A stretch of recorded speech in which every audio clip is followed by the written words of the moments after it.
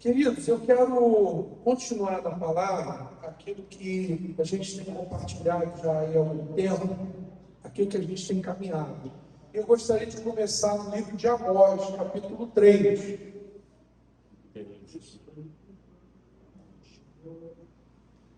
Livro de Amós, capítulo 3. O que nós temos entendido, insistido, é que o Senhor nos chama não para uma congregação, para uma igreja de atividade religiosa, mas de relacionamento, de comunhão, de partir do pão. E a gente tem procurado perseverar, como está lá em Atos, capítulo 2, já lá nos finalmente do capítulo, na doutrina dos apóstolos, na comunhão, no partir do pão e nas orações. Então a gente tem falado de unidade, a gente tem falado de comunhão. E no domingo último, nós começamos aqui em Amós 3, verso também 3. Está ali projetado, verso 3, Carol, obrigado. Vamos ler todos juntos, uníssonos com o texto aqui projetado? 1, 2, 3. Será que dois andarão juntos, se não estiverem de acordo? Uma pergunta retórica, né? É uma pergunta que, em si, já tem a resposta. Tem como. E, às vezes, nós não sabemos por que as coisas não acontecem, não fluem, por que Deus não está operando, por que as coisas não estão funcionando na nossa vida. E um fator importante é a gente observar a questão da concordância. Estarão dois juntos se não estiverem de acordo, em concordância. E a gente tem feito já há bastante tempo um paralelo da comunhão familiar com a comunhão congregacional.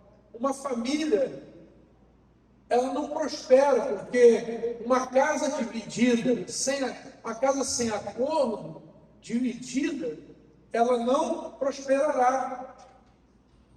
Quando Jesus expulsou demônios, alguns invejosos, alguns tomados por inveja, acusaram Jesus de estar expulsando Satanás pelo poder de Beelzebul. Vocês lembram disso? Pois a gente pode até ler. Ele disse: como que eu estou expulsando Satanás pelo poder de Satanás? Porventura o seu reino está dividido? Que Satanás, a sua casa está dividida, e a casa dividida não subsistirá. E é muito comum, hoje em dia, a gente não perceber que eu posso, às vezes, estar muito tempo com um amigo, com um irmão, com uma esposa, com um marido, com um pai, com um filho, e andar sempre no fio da navalha, sempre em divisão, sempre em desacordo, sempre em contenda. E isso faz com que aquele reino, aquela casa, aquela instituição, ela não prospere. Isso é uma técnica muito eficaz, primária, que Satanás sempre usa. É o dividir para conquistar. Porque se não houver acordo entre as partes, não há desenvolvimento de poder, de força, de proteção. E o inimigo fica mais capaz de vir sobre aquela pessoa, aquela família. E nós lemos também, nós podemos voltar um pouquinho para Eclesiastes.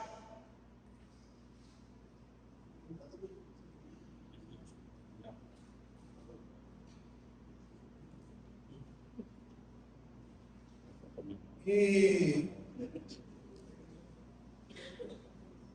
no capítulo 4 de Eclesiastes, que nós também já lemos,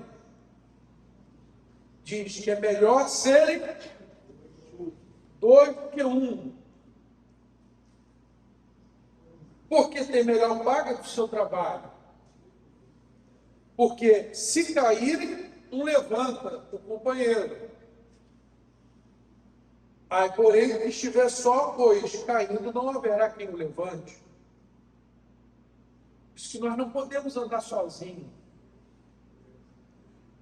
Também, se dois dormirem juntos, eles se esquentarão. Mas um só como se aquentará? Se alguém quiser prevalecer contra um, os dois lhe resistirão. O cordão de 3 dobras não se rebenta com facilidade. Então é muito complicado a gente andar sem unidade, sem comunhão, sem concordância, porque também é muito possível estarmos juntos e não estarmos em concordância. 1 de Coríntios, capítulo 11, por exemplo. Uma igreja com muito potencial, uma igreja enriquecida com muitos dons, uma igreja com muito conhecimento, uma igreja onde Paulo se deteve por um bom tempo apacentando ali. E no capítulo 11, a partir do verso de número 17, diz assim: agora, no que eu vou falar com vocês, no tocante a esse novo assunto, eu quero dizer que eu não tenho elogio para vocês. Não vos louvo. Porque quando vos ajuntais, é para, não para melhor, e sim para pior. Então, às vezes, o relacionamento da igreja, na igreja, do casal, na família, pode inadvertidamente se tornar um ajuntamento que não está sendo para bem, mas para pior. E é uma preocupação do apóstolo Paulo aqui, inclusive ele está dentro do assunto ceia, que é a comunhão do corpo. Então, às vezes, situações da vida, situações, ataques, coisas da carne, coisas do mundo, do ego, falta de sujeição à palavra, faz com que nós não tenhamos um comprometimento, um ajuntamento edificante. Irmãos, é o grande problema. E é o objetivo maligno, é exatamente fazer de tal forma, não necessariamente nos afastar, mas de que nós estejamos juntos, separados, o que é pior. É pior estar junto, sem propósito. É pior estar junto, com contenda, com malícia, para pior, do que como o apóstolo Paulo fez com Barnabé. Olha, a gente está aqui numa discussão e um seguiu um rumo e o outro seguiu o outro. Porque nós precisamos andar dentro de unidade, dentro de propósito, para que Satanás não tenha ocasião no nosso meio. E isso é uma coisa que nós precisamos vigiar constantemente. Depois nós lemos Mateus, capítulo 18. Mateus, capítulo 18. Nós só estamos relembrando e fortalecendo.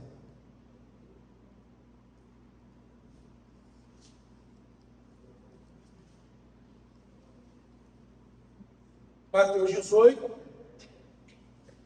nós lemos a partir do 15, onde fala que, hoje nós estamos falando aqui, ao final do mutirão, a gente estava falando assim, olha como é que o mutirão às vezes vale mais do que uma palestra.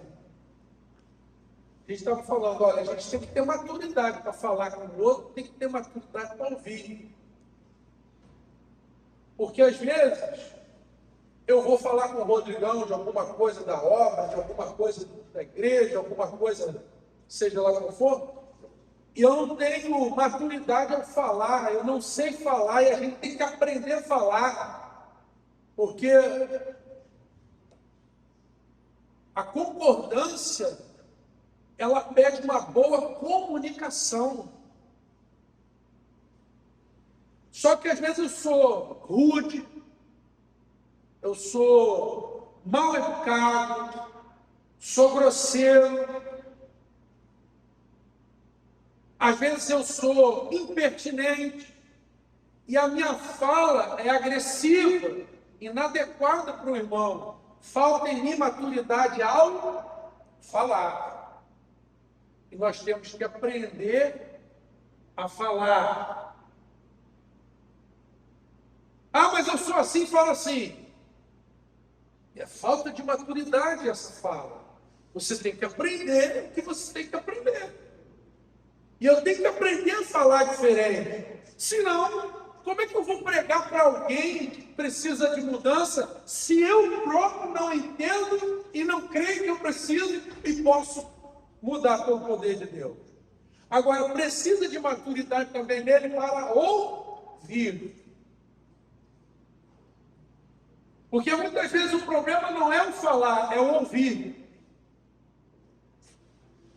Tem gente que não quer ouvir, tem gente que não sabe ouvir.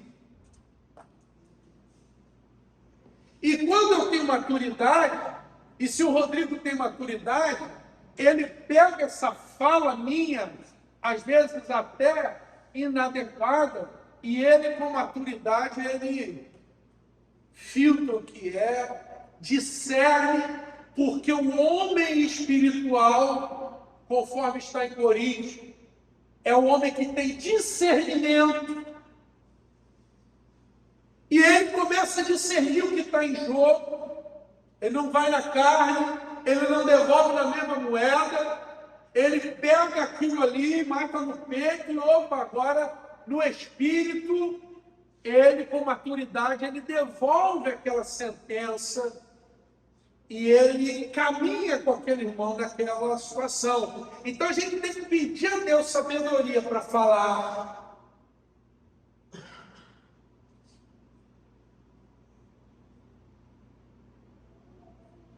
E a gente tem que ter sabedoria para ouvir. A Bíblia diz, no livro de Tiago, que o homem deve estar pronto para ouvir, ser vadio para falar. Ele fala da língua, poder da língua. Que a língua é um pequeno membro, mas que é capaz de grandes feitos. E ele diz que como uma pequena chama incendeia todo o bosque, como um pequeno leme guia ou muda a direção de um grande navio, a língua é capaz de coisas extraordinárias. Só que naquele contexto ele está dizendo de forma negativa. E a gente precisa orar muito para que nós saibamos falar. A Bíblia vem repleta de orientações para termos sabedoria ao falar. Porque sem saber falar, dificilmente há acordo. E sem saber ouvir, dificilmente há acordo. Porque também tem gente que só quer falar e não quer ouvir. E tem gente que é muito bom de falar, mas também é muito ruim de ouvir. E às vezes não ouve o que o outro está falando, ouve as suas próprias vozes. E nós precisamos pedir ao Espírito de Deus que nos conceda graça para esse relacionamento. E em Mateus 18, fala que há problema, vai ter problema, marido e mulher, pai e filho, amigo com amigo, irmão com irmão. E diz, se teu irmão pecar contra você, você tem que ter uma terceira sabedoria. Sabedoria de falar, sabedoria de ouvir e sabedoria de tratar. Porque mesmo sendo sábio em falar, mesmo sendo sábio em ouvir, não tem jeito. Vão ocorrer rusgas, problemas, desavenças, mal-estar, mal-entendido. E aí nós precisamos ter uma igreja que tenha maturidade para sentar e falar, meu irmão, fiquei magoado com você por conta disso. Eu não entendi aquela situação. E, irmãos, se nós formos uma igreja de atividade, de programação, uma igreja onde a gente só se reúne aqui na reunião geral e vê o irmão pela nuca e não cria relacionamento, dificilmente você vai ter uma igreja madura a esse ponto. Mas quando eu sento com esse camarada, tomo um café e eu ouço e ele me ouve, e a gente é parceiro, a gente se conhece, a gente não é participando de um time de futebol, de um Grêmio, nós somos irmãos em Cristo. Eu entendo que ele é corpo de Cristo como eu, que nós somos família de Deus e estamos plantados na mesma congregação e temos uma responsabilidade comum e mútua. Eu saio dessa infantilidade, eu saio dessa imaturidade, eu saio desse individualismo e procuro estar com o meu irmão. E começo a conversar. E fica muito mais fácil de falar, fica muito mais fácil de ouvir e fica muito mais fácil de tratar. E quando isso acontece, amado, a gente vai desenvolvendo unidade, parceria, compromisso. E eu tenho me lembrado muito do texto de... Depois a gente volta para Mateus 18, lá de Gênesis.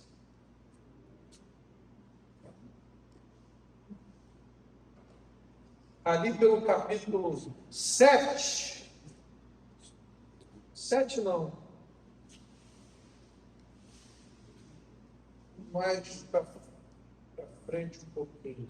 11.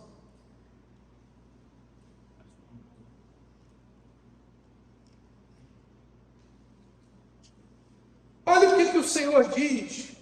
Uma noite o Clebinho falou essa palavra aqui. Verso 6, capítulo 11, verso 6. Olha que coisa fantástica. Essa palavra é para a igreja, essa palavra é para o casamento, essa palavra é para os amigos. Gênesis 11, 6, está projetado ali. O Senhor diz, eis que o povo é um. E todos têm a mesma língua. Comunicação afinada. Nós falamos de acordo, acorde, né? Daí depois falou, pô, é isso mesmo, acordo, acorde. Não adianta você dar uma nota fora. Então está afinado. Isto é apenas um começo. Agora não haverá restrição para tudo o que planejam fazer. Tudo o que planejam fazer vai acontecer. Só que nesse caso aqui da Torre de Babel, era como estava lá em 1 Coríntios 11. Eles se ajuntavam para pior. Eles estavam se unindo para um propósito contrário, um conselho contrário. E o sábio diz que não há inteligência, nem conselho, nem sabedoria contra o Senhor. Aí o Senhor diz, verso 7, vinde, desçamos e confundamos ali a sua linguagem, para que um não entenda a linguagem do outro. Quando não há propósito de Deus, Deus confunde a linguagem. Amados, se uma congregação tiver uma amizade, eu já falei isso com os irmãos, tiver uma amizade tremenda, uma amizade maravilhosa, uma família unida, uma família top, casal, fechamento, se não tiver propósito de Deus, Deus confunde a língua.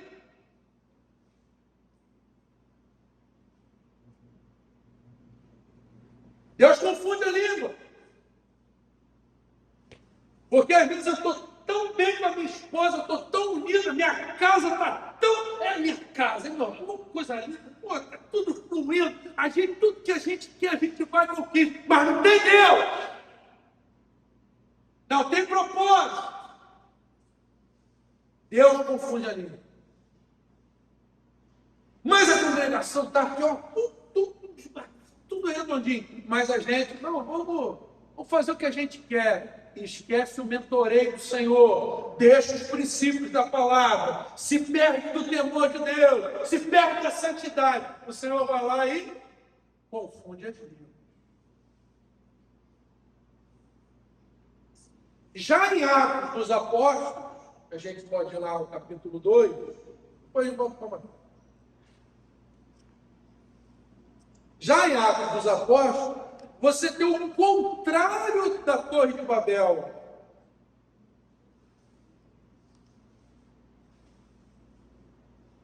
Atos, capítulo 2. Logo no iniciozinho.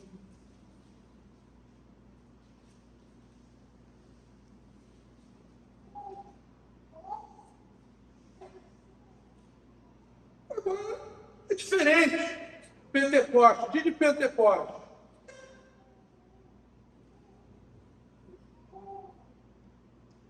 Eu gosto dessa expressão que está no verso 1. Ao cumprir-se o dia de Pentecostes, estavam todos reunidos no mesmo lugar. Estavam juntos.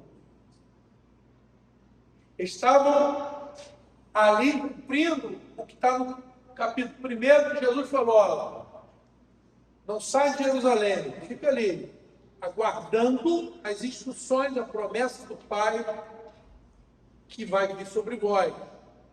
E nessa ocasião, você tem ali, se você reparar a partir do verso 9 em diante, você tem partos, medos, elamitas, mesopotâmicos, da Judéia, Capadócia, Ponto, Ásia, Frígia, Panfilha, Egito, Líbia, Cirene, romanos, judeus e cretenses e árabes. Olha só, e todos agora começaram a ouvir a sua própria língua. Agora, não é o Espírito confundindo as línguas, é unificando a língua para uma unidade do Espírito. Então, às vezes a gente não entende o propósito do Espírito Santo. E o propósito do Espírito Santo, que está sendo marcado aqui em Pentecostes, é nos conceder uma unidade para a glorificação e anunciação do Reino de Deus. E nós não podemos esquecer isso. A minha família reino de Deus. Meu casamento, reino de Deus.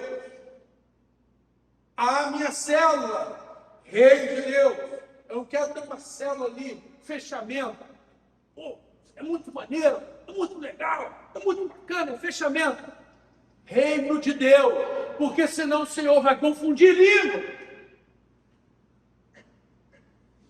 Isso é claro e transparente. Quantas vezes nós já vimos isso acontecer na caminhada cristã? Nós precisamos estar sempre procurando propósito e reino, grandeza de Deus, nos ajuntando para melhor, não para pior. Voltemos a Mateus 18. Então, se alguém pecar, você vai lá. Se não deu certo, você tem que ter um amigo para levar. Então, eu percebi que o irmão Jean está com alguma dificuldade. Não é verdade? É. Acontece muito. É raro, mas acontece muito. Aí eu vou, ele recebeu, ele não se viu, não se enxergou. Isso acontece muito. Às vezes nós não nos enxergamos. Você já ouviu essa expressão? Você não se enxerga, não? Não tem essa expressão? É uma expressão muito interessante, porque às vezes a gente encontra pessoas tão, assim, colocando tantas razões, essa pessoa não está vendo nada, não está se enxergando, não está entendendo nada, ela não está vendo, ela está achando que ela está certa. E ela vai continuar dizendo que está certa. Mas está totalmente errada. Mas ainda se valendo de que está certo, se arrogando que está certo, está no erro. Aí o que acontece? Eu tenho que chamar um irmão, vou trazer uma testemunha aqui. É isso, assim, assim, assim. Com remédio. Então, ganhamos o nosso irmão. Agora, se não, chama a igreja vai testificar acerca dos fatos para que o irmão seja ajudado. Se ele receber essa palavra no meio da comunhão, da unidade, ganhamos o nosso irmão, louvado seja Deus, resolvido o problema, bola para frente. A igreja não é um lugar que não tem problema, a igreja é um lugar que lida com o problema de forma bíblica. Esse é o papel da igreja. Nós precisamos ter sabedoria das Escrituras para a gente lidar com as diversas demandas que nós temos de forma bíblica e cristã e espiritual. E isso não é, irmão, frequentando reunião, não é assistindo culto na televisão ou no templo diariamente, 2, 3, 4, 5 vezes no dia. É através de confronto, comunhão, de unidade, de amizade, de tratamento. Porque essas coisas estão encruadas, enrustidas de uma tal forma que na maioria das vezes a pessoa não consegue se ver, se enxergar. E o que é pior ainda, muitas vezes a religiosidade cria um ambiente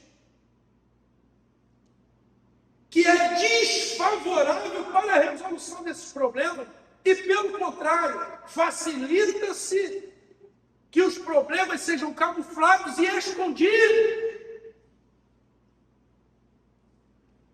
Então, eu estou validado porque frequento uma religião, mas estou há anos sem ter essa ferida espremida, sem ter essa situação tratada, e aquela enfermidade, aquele mal, aquela ação satânica, aquele caráter maligno, aquele coração que não é condizente com o Espírito Santo, ele fica ocultado, travestido no ambiente religioso.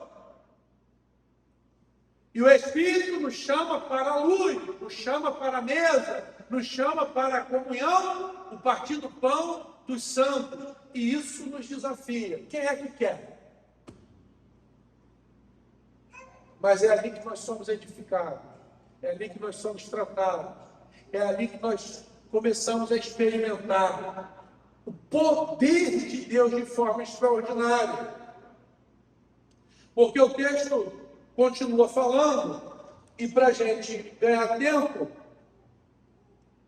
diz no verso 18, que se dois dentre vós sobre a terra concordarem a respeito de qualquer coisa, inicialmente o contexto é paraclético, eclesiástico, mas aqui o Senhor expande esse raciocínio para o poderio dessa unidade, dessa concordância, dessa autoridade da igreja. Onde estiverem 2 ou 3 reunidos, onde 2 concordarem sobre a terra acerca de qualquer coisa, que porventura pedirem, ser-lhes-á concedida por meu Pai. Uma coisa maravilhosa. Olha que nível que o Senhor quer que nós cheguemos como igreja. Irmãos que estão numa concordância tal, numa amizade, num envolvimento de propósito, numa singeleza de coração, em que nós vamos começar a concordar, nós vamos começar a dar um braço para o outro. Meu irmão, eu estou pensando nisso aqui, eu estou precisando disso aqui, eu estou sentindo isso aqui, está acontecendo isso comigo, eu estou com esse problema, meu irmão, vamos concordar, vamos orar, e aquilo vai começar a acontecer. E por que não acontece? Porque às vezes nós não estamos entendendo isso. Mas nós já temos entendido isso aqui. Amém. Glória a Deus. Nós já temos experimentado isso. E hoje nós estamos começando isso, meu irmão. Como certas coisas, a partir da concordância que estavam travadas, já estão fluindo. E isso precisa ser multiplicado, expandido. Que concordância é essa? Concordância para quê? Para qualquer coisa. Mas hoje, eu quero deixar uma direção dentro dessa concordância. E aí que eu falei em Tiago, a gente começar a pregar.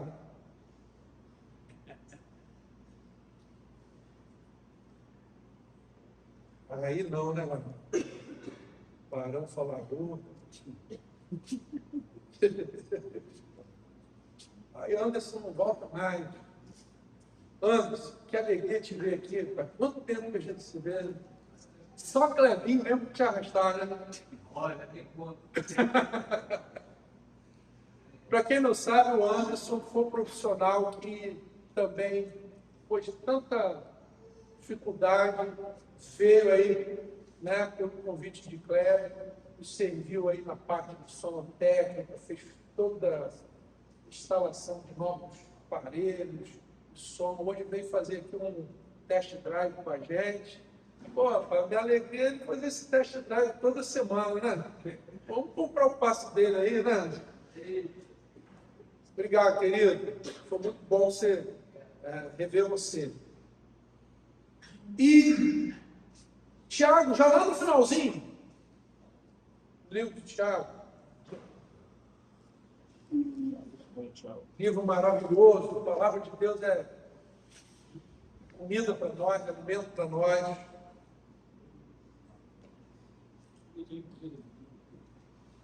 Aí ele, já lá no capítulo 5,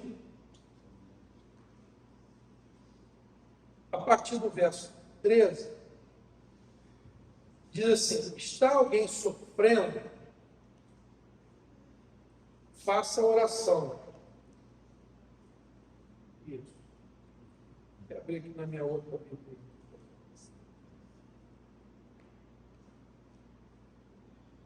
Eu vou pedir para os irmãos lerem 13, 14, 15 e 16. Vamos ler todos juntos? Vamos ler aqui no painel, todo mundo junto? Vamos lá.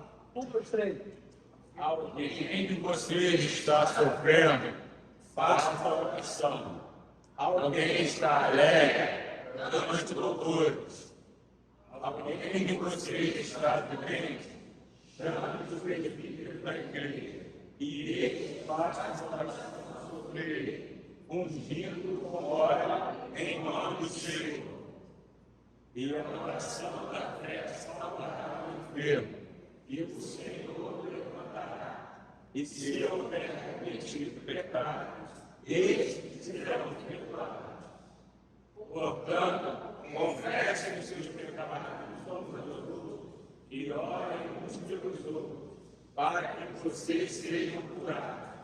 Muito pode, por sua eficácia, a súplica do justo. Você pode dizer amém nessa palavra? Amém. Irmãos, que coisa tremenda. E eu gostaria que você se disciplinasse a ler a Bíblia. Eu estou vendo o Fábio ali. Sempre que você encontrar uns aos outros, você a partir de hoje, quando chegar na Bíblia, se pula. Porque às vezes a gente é só confessar os pecados, vamos confessar para Deus. Mas aqui tem um detalhe, tem a confissão uns aos outros.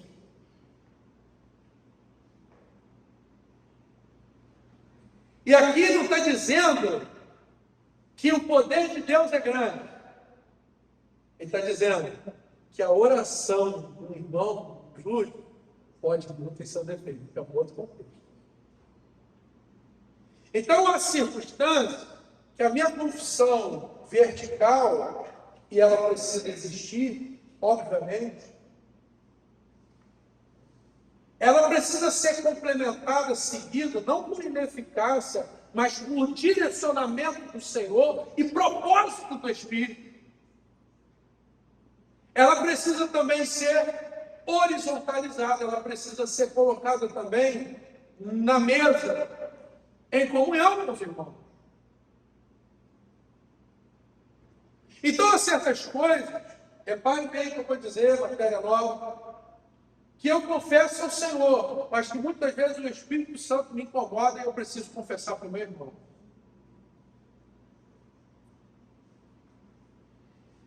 E isso se refere muito também a questões de obras mortas. O que são obras mortas? São situações como essas que eu acabei de exemplificar. Alguma coisa que eu já trouxe ao Senhor, mas que por algum motivo, que nós não temos que ficar aqui procurando a razão de tudo, é uma razão espiritual, é um direcionamento do Espírito, é um incômodo de entranhas espirituais que o Senhor quer trazer para a comunhão, para que seja curado. Não está falando de perdão, está falando de cura. E muitas vezes, certas curas estão retidas porque eu não tenho ainda um ambiente santo, sagrado, bíblico, cristão, de corpo, de igreja, de comunhão, onde eu posso dizer, meu irmão, eu fiz um assassinato.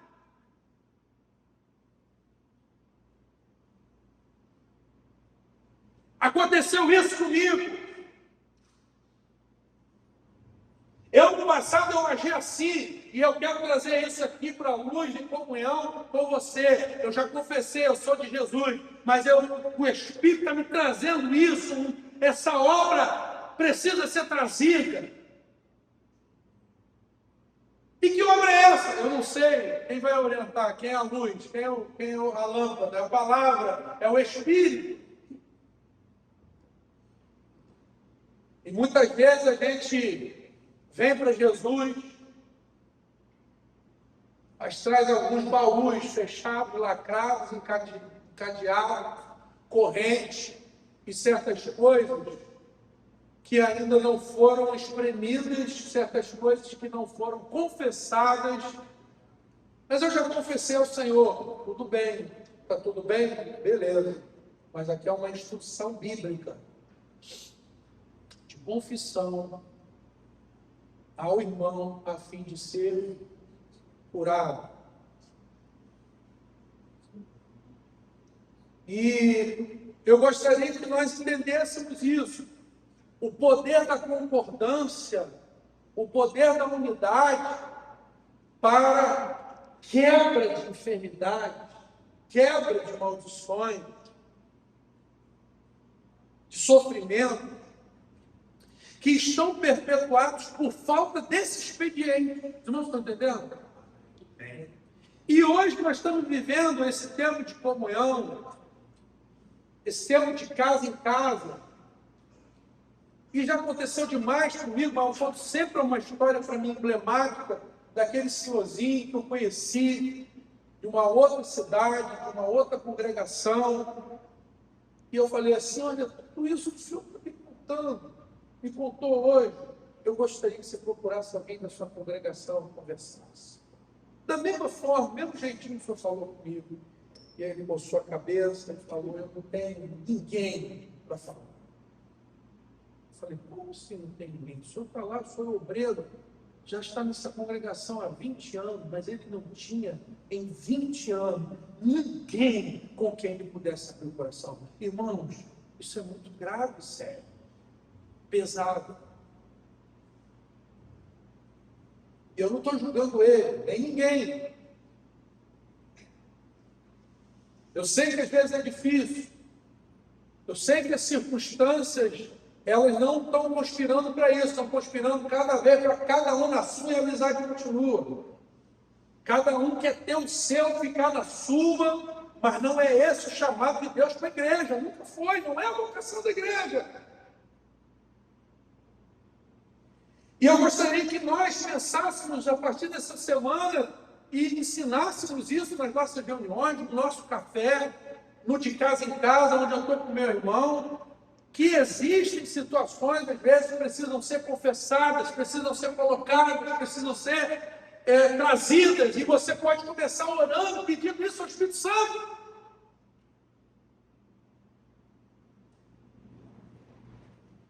E aqui está dizendo, confessai, portanto, verso 16, os vossos pecados uns aos outros. A confissão de pecado ao pastor, ao padre, não é antibíblica. Chamada confissão católica auricular, não está errado. Mas não é isso que a Bíblia está buscando.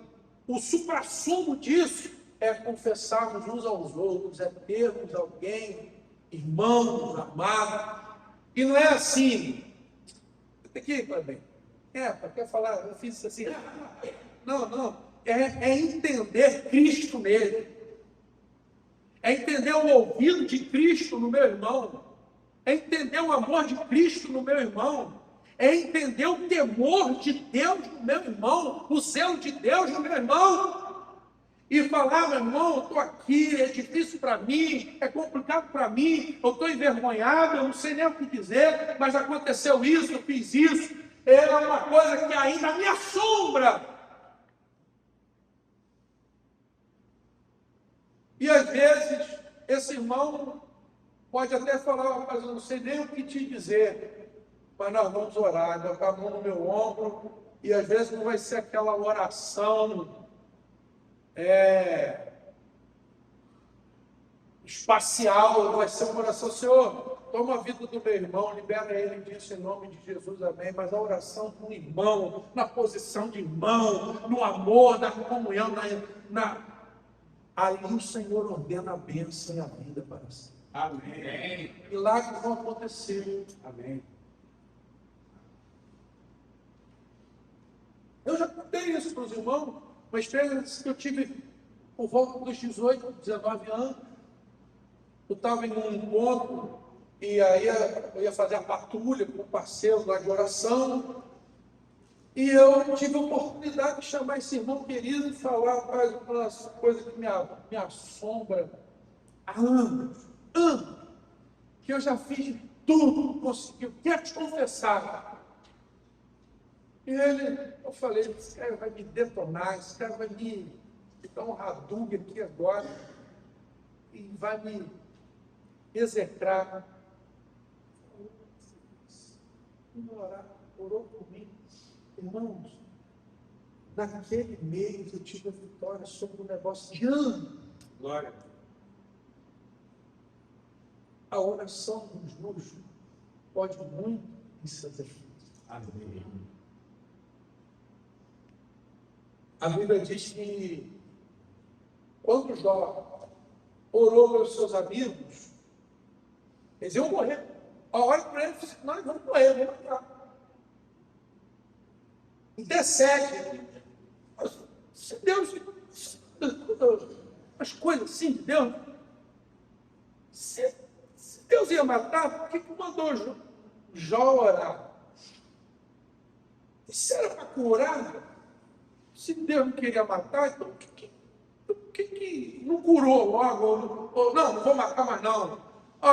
Eu ia matar, mas decidi não matar. Não, ele falou, ora por ele, para que eu não mato. Está entendendo? Às vezes, Deus quer fazer coisas, não é que Deus não quer fazer, não. Mas que é uma metodologia, inclusive, dele para ser feita. Às vezes ele fala assim, Deus não quer fazer, não quer fazer, mas às vezes a gente ainda não se sujeitou à metodologia dele. Então tem coisas que você vai orar e Deus vai fazer, mas tem coisas que você confessa e Deus faz. Porque a oração da fé, é o que diz o texto? Verso 15, a oração da fé salvará o enfermo e o Senhor o levantará. Por que não levantou antes? Não levantou antes.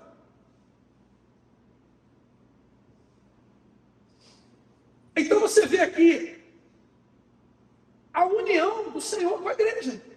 A cooperação do Espírito Santo conosco. Nós somos cooperadores. Então tem coisas que Deus faz, não precisa de mim nem de você. E às vezes a gente cai nessa lorota. Se Deus quiser, Ele faz. Se Deus quiser, Ele faz. Mas às vezes a gente não quer. E a gente não faz. E aí Deus não faz. Aí a gente diz que Deus não quis fazer. Não é cômodo? Mas muitas vezes Deus quer fazer, a gente entra em sintonia com Ele para fazer, a gente se coloca na posição para Ele fazer, e Ele faz. Porque há certas coisas que Ele faz por si, mas há certas coisas que Ele faz nos usando. É prazer de Deus. E é a ação de Deus dessa forma. E Deus quer operar dessa maneira. Nós precisamos dar esse lugar. Irmãos, e qual o caminho disso? É comunhão. É estar juntos. E eu gostaria de começar esse assunto hoje com os irmãos, dentro da concordância,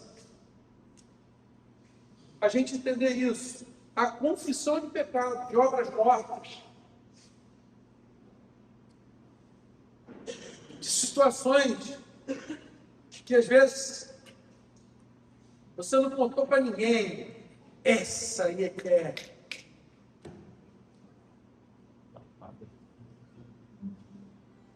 Mas para isso, nós precisamos ter um ambiente. Porque como é que eu vou contar isso para qualquer um? Não vou. Nem deve, nem faça isso. Nunca. Mas por isso nós estamos construindo, por isso nós estamos orando, por isso nós estamos jejuando, por isso nós estamos clamando. Senhor, nos dá um coração para que eu possa falar com o meu irmão, possa ouvir o meu irmão, possa ter intimidade e comunhão com ele. Irmão, se Deus fizer isso conosco que Ele quer fazer, tem coisa melhor. Tem coisa melhor. Deus vai nos curar dessa ferida. Se nós servimos o Senhor de coração dessa forma, pedindo graça a Deus, cada um na sua do seu jeitinho. Deus vai fazer grandes e tremendas coisas no nosso meio. Amém? Recebe essa palavra.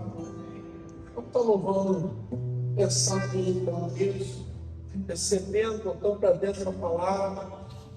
Que essa semana seja uma semana de milagre dessa forma, em nome de Jesus.